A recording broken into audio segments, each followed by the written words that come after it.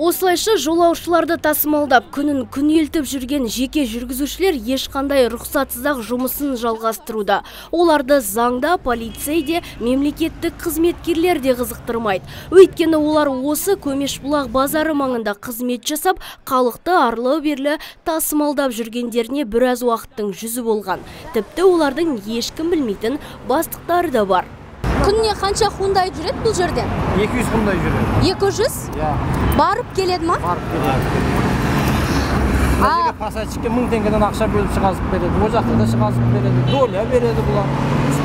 Бәрі факт. Мысалы мен азында 9 деген әлі бір рет барған жоқ. Старкистер 3-ші рейске келіп отыр. Олардың үстінен кім қарайды? Өзінің үстінен қарайтындары бар. Ақша жиятын балдары бар. Бәрі бар. Демек, сізді ауданаралық тасымалдайтын қоғамдық көліктердің құжаттары мынадай болуы тиіс.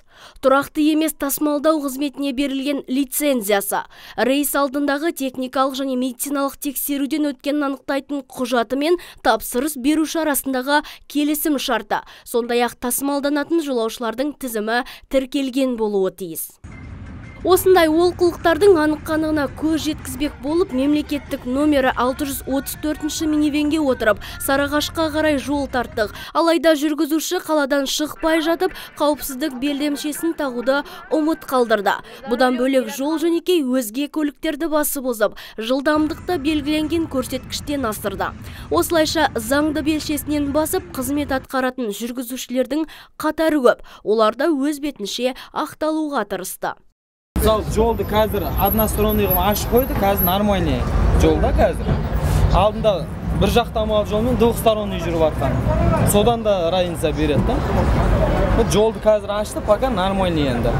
Демек, сіз айтасыз ғой, знактар баядан қалып қалған, уже өзгеріс. Баяғы знактар.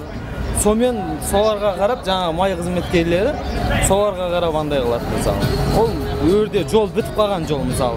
Баяғы обез болған кезде қойған знактар сол күйінде тұрды мысалы. Олар атыстау керек ол кезде. Ал облыстық жолаушылар көлігі және автомобиль жолдары басқармасының мамандары заңсыздыққа жол беріп, құлақ аспайтын жүргізушілерді тоқтатуға қауқарсыздық танытып отыр. Олар тек министрлікке хат жолдап, ұсыныс айтудан әріге аса алмайтындықтарын ашып айтты.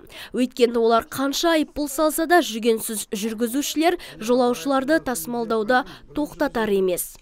Біз сондай мәселе бойынша уже аудандарға барып, топ құрып, солармен сөйлесіп жатырмыз. Әр таксистерді шақырып, әрине сіз жаңағыда айтып отырсыз, таксилер жүріп отыр. Таксидің өзінің стандарты бар заңға сәйкес. 4 есікті болу керек, мынандай болу керек деген мәселе. А көп минивендерде 3 есікті болады.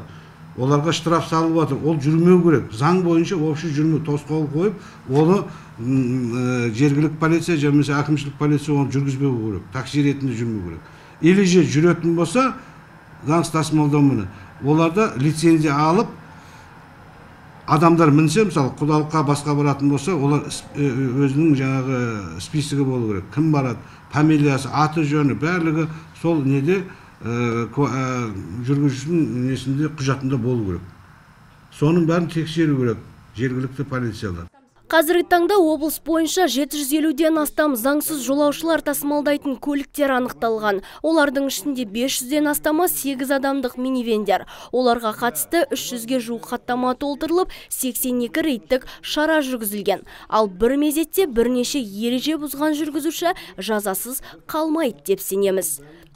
Нұргүл Жолымбетова, Бахадыр Тажыбаев, Абзал Турабеков, ТВК телеарнасы.